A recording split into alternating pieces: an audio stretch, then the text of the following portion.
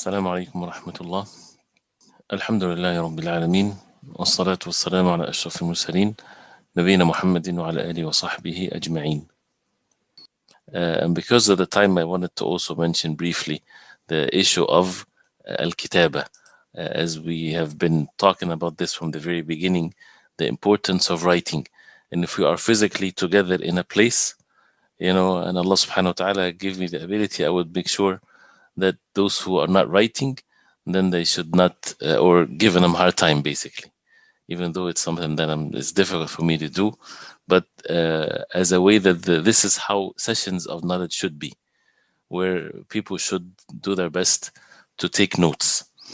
And if we go through the evidences from the early generations of Islam showing the importance of al-kitaba, or writing, there are so many. Right, and even the Sahaba, the Prophet ﷺ, used to, or if you go through some of the text where it says people were forbidden from writing, this was in the beginning when the people feared for something to be mixed with the Quran, or to give something more importance or the like of the importance of the Quran, which is a very interesting point, and that is make sure that the Quran, nothing is affecting in your heart the importance of the Quran. Don't start memorizing a hadith, for example, when you're not memorizing the Quran. The first thing that you want to do is to memorize the Quran. So, and there is always a relationship between writing and memorizing. It helps the person to memorize. And even though the hadith is weak, but some had mentioned when someone had asked the Prophet ﷺ about that he forgets. A person forgets. What should he do? He said, "Ista'in biyaminik." Seek help with your right hand, meaning in writing. But the hadith is weak. The hadith is weak. It's not authentic from the Prophet ﷺ, but it's some said it's mentioned from some of the Sahaba radiallahu anhum. And Umar radiallahu anhu used to say to the people to write things. قَيُّدُ الْعِلْمَ بِالْكِتَابَ. And it's also one of the narrations from the Prophet ﷺ, and Shaikh Ibrahim rahimahullah authenticated this hadith, but authenticated قَيُّدُ الْعِلْمَ بِالْكِتَابِ. قَيِّدُ, tie your knowledge with books, with writing. So, and this is how the writing does to the matters or to the subject of knowledge. The knowledge is like something that you're trying to hunt. So to tie it is like a deer you're trying to hunt. And if you don't tie it, or if it's like a camel, you don't tie it, it would run away. So the same thing with the subject of knowledge. So the purpose of writing is that it stays with you.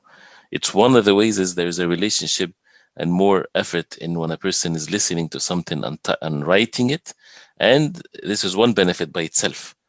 And then the other benefit is that you would go back to your notes and you would recall everything that was mentioned in the lecture or in whatever you heard. So it's an amazing benefit. And this is something also that the people of knowledge, they used to encourage or to stress, and making, even giving hard time to those who do not write things. And Khalil ibn Ahmad rahimahullah, he said, ما سمعت شيئا إلا كتبته. I never heard anything unless I wrote it down.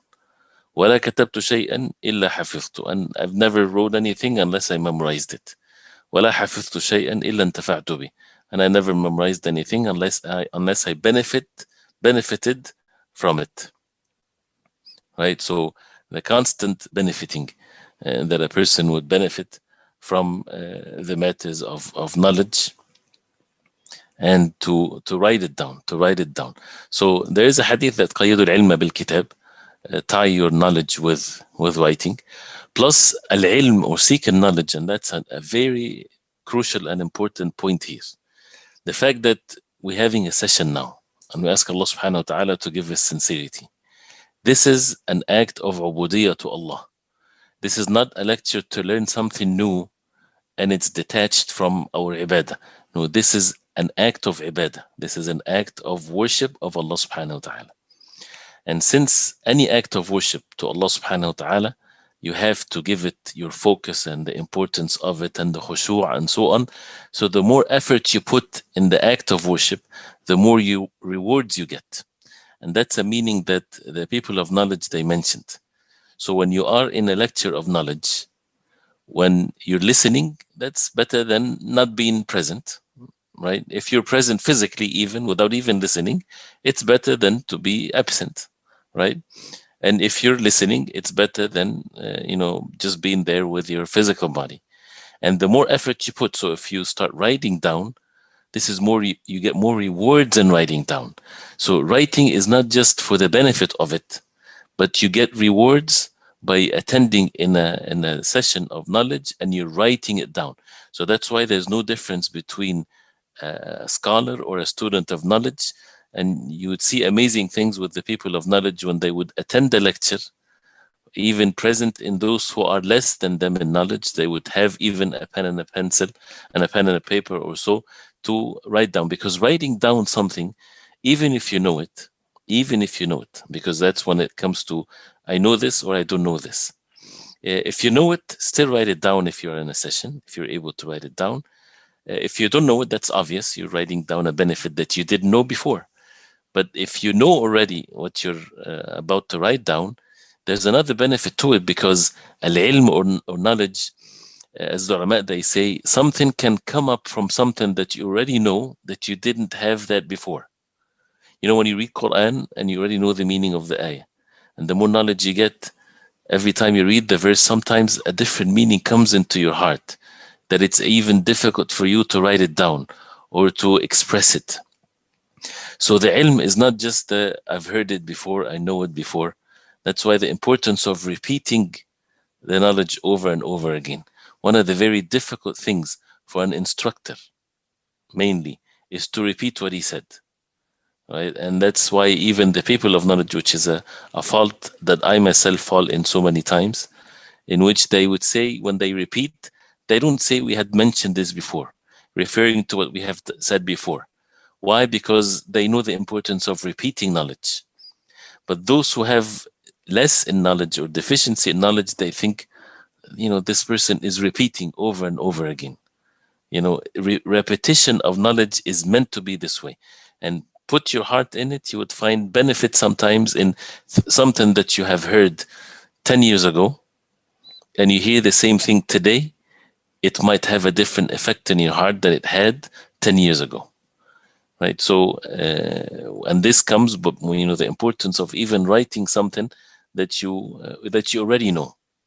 So, having said that, and since we don't have time, there are many texts, many evidences that shows how the people of knowledge, they used to write down things from the Sahaba radiallahu anhum, from Abdullah ibn Abbas and others, and to keep the matter of knowledge not to escape from your head. And as it's like what's in even if it's in the book, but writing it with your own handwriting, it's something that is totally different. So this is with regards to right, and the etiquettes of doing that, or how to be good in writing after knowing the importance of it. It comes with practice. You can follow all kinds of different ways what to write in a lecture. There are hint or keywords, to listen to what is importance of the beginning of what's the subject. If we're saying something that says, there are two ways to do this, or there are two categories, or there are two types of ikhtilaf, or this or that, that means there is something here that bring something in your attention, that there's more than one point here is going to be mentioned.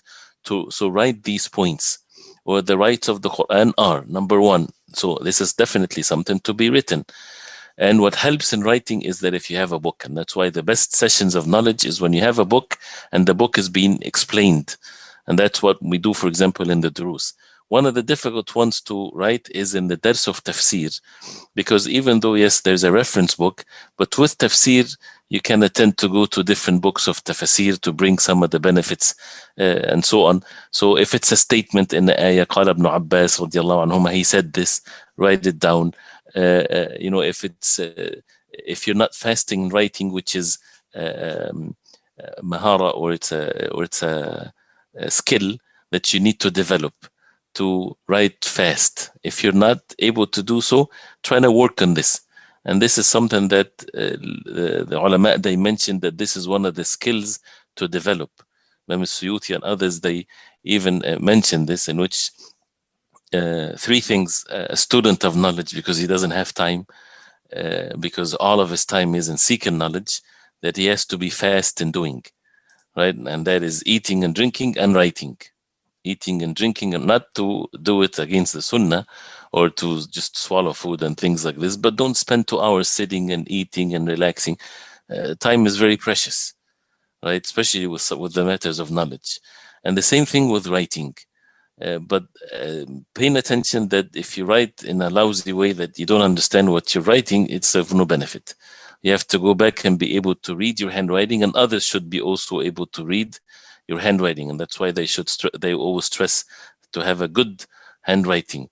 And when you write very small, that only yourself will be able to understand what you wrote. This is wrong also. Try to make it big so that you understand what this is, if it's handwriting. So whether you type it, whether you handwrite it, this is all fine. But one of the things that we miss these days is the issue of holding a pen and writing. There's more effect than the keyboard. But again, either way is okay. It's only a mean, so it's not a goal in itself. But if we can only stress the fact that you get more rewards in the sessions of knowledge if you write, and the benefit of it are so many. So try to develop these skills, and to take, the more that you would learn, the more that you would listen to lectures, the more that you would learn what to write and what not to write, especially with things that are being repeated or things that are being said, new benefit that you didn't hear before, tying it to a book. You have the book with you and you write on the sides of it. If it's a book, it's easy because every single word in the book, you should understand what it means. And that brings another subject, which is a sincere advice for all of us, that we need to learn the language. And as you see the lessons or the sessions, we have a book, and many times I will put the book in Arabic, right? Learn the Arabic language, and that's another enjoyment, path that you would take, is that when you're studying the book, even your Arabic language is not very strong, but the book is in Arabic, and we're talking about the book in English, right? But going word by the book, right? So then start to write down, benefits of that, what that word means, and to understand the context of the book and so on. So then anytime you go back to the book, you have your notes there, you have the ability to understand the book. And usually these books are not too long, it's precise, like the books of Aqidah and Fiqh and so on. And that's why the ulama always, they go through the books, because the book stays. And human beings, they die, they move on and so on.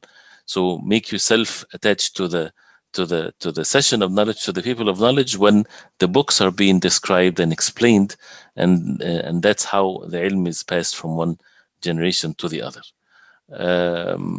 Because of the time, I will stop here. And the more, inshallah ta'ala, we continue, the more benefits will come with the subject of writing things. So for the coming sessions, when we're going through the verses, right, as we said, we have a Tafsir al-Muyassar and Tafsir al-Sa'di as reference. So we'll try to make sure that whatever is mentioned mainly in these two books are said. And the extra things that we said that is going to be mentioned, try to write these things down. And the goal is not to finish as quickly as we can, but the goal is to get things done right, inshallah ta'ala. So, and again, as we said, the session, and especially with being from a distance, we did not go out of our comfort of our homes to go to the masajid to learn and so on.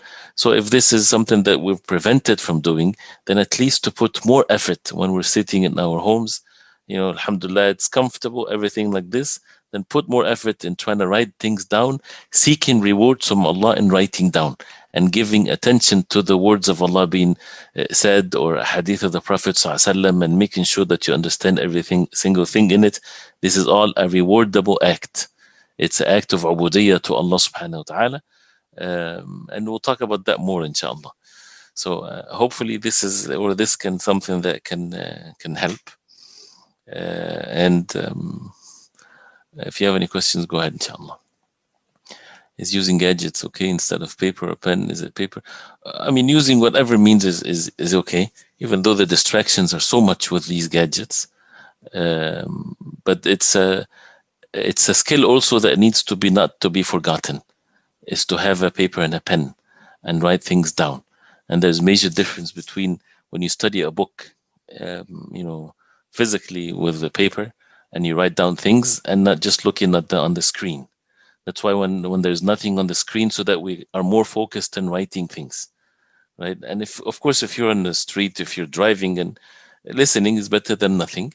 And maybe if you go home, you can listen to it again with the book opened and focusing on what the words of the book says and things like this, and not to be bored with this. That's why when we go through books, it's more benefiting than just general talks like that. بارك الله فيكم وصلى الله وسلم وبارك على محمد وآله وصحبه وسلم والسلام عليكم ورحمة الله.